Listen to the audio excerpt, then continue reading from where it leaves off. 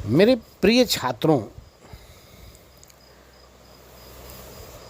Topic पर lecture देने से पूर्व आपको सबसे पहले अपना परिचय बता दूं। मैं डॉक्टर गौरी शंकर पासवान,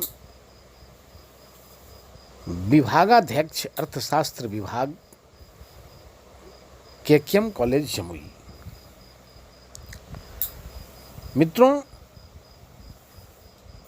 आज बीए पार्ट 3 ऑनर्स पेपर 5 में आज के लेक्चर का टॉपिक है फैक्टर्स इन्फ्लुएंसिंग इकोनॉमिक ग्रोथ। मतलब आर्थिक विकास को प्रभावित करने वाले घटक।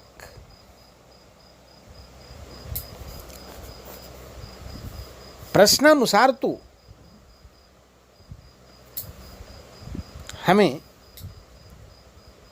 आर्थिक विकास के घटकों पर ही चर्चा करनी है, लेकिन इससे पहले आपको यह जानना जरूरी है कि आर्थिक विकास क्या है। चूंकि प्रोफेसर सिज्विक ने कहा है कि किसी भी विषय वस्तु को जानने के पहले उसके परिभाषा एवं अर्थ को जान लेना आवश्यक होता है। चूंकि परिभाषा को जान लेने से विषय वस्तु का अध्ययन करने में, समझने में आसानी और सुगमता होती है। इसलिए आपको यह जानना जरूरी है कि आर्थिक विकास क्या है। तो जहां तक आर्थिक विकास का सवाल है, तो इसके संबंध में हम कह सकते हैं कि आर्थिक और विकास दो शब्दों का एकात्म रूप होता है। सामान्य अर्थों में आर्थिक शब्द का अर्थ धन संबंधी लगाया जाता है, लेकिन अर्थशास्त्र में इसका अर्थ मानवीय आवश्यकताओं की संतुष्टि के साधनों के मितव्ययिता पूर्वक उपयोग से लगाया जाता है। इस प्रकार आर्थिक शब्द धन संबंधी शब्द नहीं है, बल्कि इसके अंतर्गत मानव सुख संबंधी साधनों का उत्पादन, उपभोग, विनिमय, वितरण और नियोजन आदि पक्ष आते हैं। अर्थात धन की वृद्धि ही आर्थिक विकास नहीं है, बल्कि रहन सहन के स्तर, उन्नति भी इसके अंतर्गत आते हैं। विकास शब्द का अर्थ विस्तार या वृद्धि से नहीं लगाया जाना चाहिए। विकास एक सापेक्ष और गतिशील विचार है। परिवर्तन या प्रयत्नों द्वारा होने वाले सुधार को विकास कहते हैं। विकास आकार में होने वाली वृद्धि के साथ साथ संरचनात्मक परिवर्तनों को भी सूचित करता है। इसलिए विकास विस्तार या वृद्धि से अधिक विस्तृत है। इस प्रकार आर्थिक विकास का अर्थ मानवीय आवश्यकताओं की संतुष्टि की शक्ति में होने वाली वृद्धि से है। यह वृद्धि निरंतर, सतत, समग्र, सापेक्ष, गतिशील तथा संरचनात्मक परिवर्तनों की प्रक्रिया का प्रतिफल है। बंधुओं, आर्थिक विकास एक बहुआयामी प्रक्रिया है।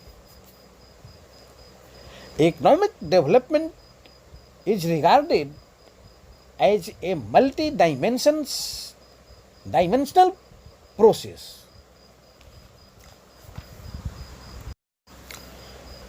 मित्रों,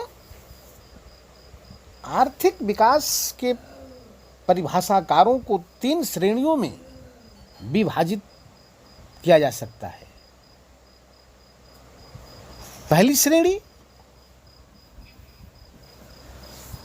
राष्ट्रीय आय में दीर्घकालीन एवं लगातार वृद्धि को आर्थिक विकास कहा जाता है। दूसरी श्रेणी में मायर एंड बाल्डविन जैसे अर्थशास्त्रियों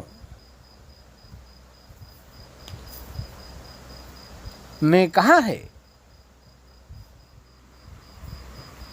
कि प्रति व्यक्ति वास्तविक आय में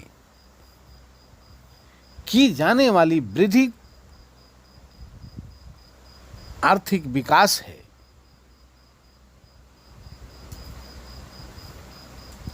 इसका समर्थन बेंजामिन हिगिंस, विलियमसन, जैकब बाइनर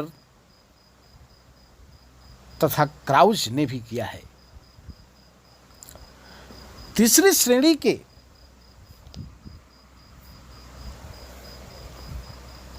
परिभाषाकारों ने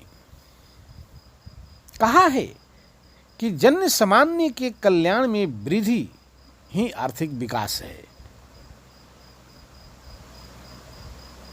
इस परिभाषा को परिभाषित करने वाले विद्वान डी ब्राइट, ओकेन और रिचर्डसन हैं। इस प्रकार हम देखते हैं कि आर्थिक विकास की कोई एक सर्वमान्य परिभाषा नहीं है। अनेक अर्थशास्त्रियों ने आर्थिक विकास की परिभाषा भिन्न भिन्न शब्दों में दी है। सबसे पहले मायर एंड बाल्डविन ने आर्थिक विकास की परिभाषा देते हुए कहा है कि आर्थिक विकास एक ऐसी प्रक्रिया है जिसमें दीर्घकाल में किसी अर्थव्यवस्था की वास्तविक राष्ट्रीय आय में वृद्धि होती है। प्रोफेसर यंगस्टन ने कहा है कि आर्थिक प्रगति का तात्पर्य किसी समाज से संबंधित आर्थिक उद्देश्यों को प्राप्त करने की शक्ति में वृद्धि करना है।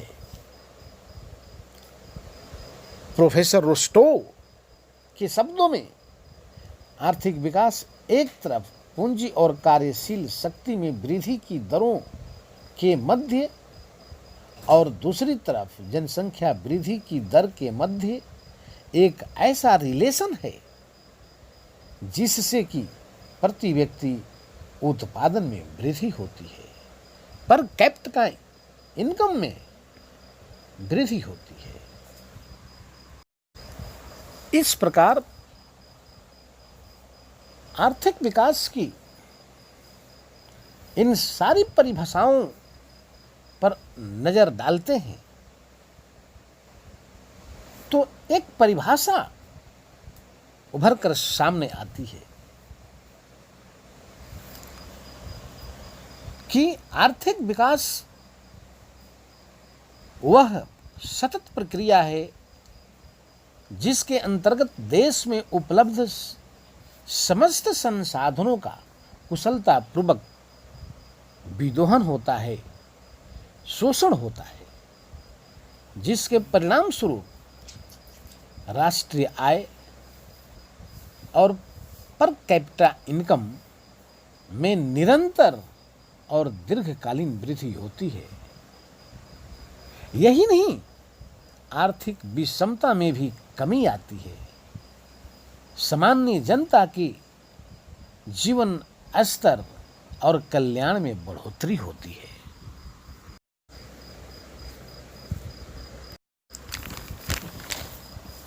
नंबर 5,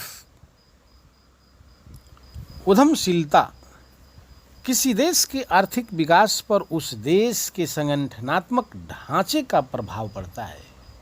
वैज्ञानिक प्रगति, तकनीकी ज्ञान तथा नवीन खोजों का आर्थिक विकास की दृष्टि से तब तक कोई महत्व नहीं है जब तक कि उन्हें व्यवहारिक रूप प्रदान करने के लिए योग्य, साहसी और उद्यमी मनुष्य नहीं प्राप्त हो। नंबर 6, आर्थिक समृद्धि को प्रभावित करने वाले आर्थिक घटक का एक महत्वपूर्ण यह भाग है विदेशी पूंजी। अल्पविकसित राष्ट्रों के आर्थिक विकास की परियोजना के लिए विदेशी सहयोग अथवा विदेशी पूंजी की आवश्यकता होती है। बिना विदेशी सहयोग के इन राष्ट्रों का आर्थिक विकास संभव नहीं हो पाता है, क्योंकि अल्पविकसित राष्ट्रों में प्रति व्यक्ति आय बहुत ही निम्न होने के कारण घरेलू बचत की दर अधिक कम होती है। घरेलू बचत की इस कमी को विदेशी पूंजी के आयात द्वारा पूरा किया जा सकता है। अब हम अनार्थिक घटक, नॉन इकोनॉमिक फैक्टर्स पर चर्चा करेंगे। इसके भी कई घटक हैं, जैसे सामाजिक तथा धार्मिक घटक। सामाजिक, मनोवैज्ञानिक, संस्थागत तत्व आर्थिक समृद्धि की प्रेरक शक्तियां होती हैं। अल्पविकसित राष्ट्रों में व्याप्त अंधविश्वास, रूढ़िवादिता, जाति प्रथा, छुआछूत, संयुक्त परिवार प्रणाली, उत्तराधिकार के नियम, भूमि और संपत्ति के प्रति मोह, नवीनता का विरोध, सामाजिक अपव्यय आदि ये सामाजिक संस्थागत तत्व इनके आर्थिक पिछड़ेपन के मुख्य कारण होते हैं। नंबर 2, राजनीतिक घटक। राजनीतिक घटक भी आर्थिक समृद्धि को बुरी तरह से प्रभावित करते हैं। यदि देश में राजनीतिक अस्थायित्व है तो शांति और सुरक्षा है, सरकार के प्रति जनता में विश्वास है, तो उस देश में आर्थिक समृद्धि कार्य तेजी से चलाया जा सकता है।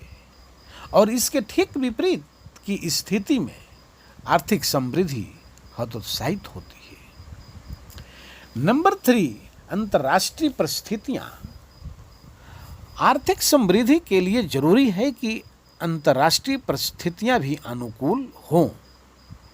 संसार के सभी देशों में राजनीतिक शांति और स्थिरता हो, पड़ोसी देशों से अच्छा संबंध हो, विदेशी पूंजी प्रवाह हो तथा विदेशी व्यापार की संभावनाएं अधिक हों। इससे विकास कार्य में सुगमता आती है। नंबर 4, विकास की आकांक्षा। एक देश की आर्थिक समृद्धि पर वहां के निवासियों के विकास की आकांक्षा यानी इच्छा का बहुत बड़ा प्रभाव पड़ता है। यदि वहां के निवासी आकांक्षा रखते हैं तो विकास तेज गति से होता है, लेकिन यदि इसके ठीक विपरीत वहां के निवासी आलसी होंगे, भाग्यवादी होंगे, तो आर्थिक विकास कच्छप गति से होगी, यानी मंद गति से होगी। दृढ़ इच्छा शक्ति के बल पर असंभव को संभव बनाया जा सकता है।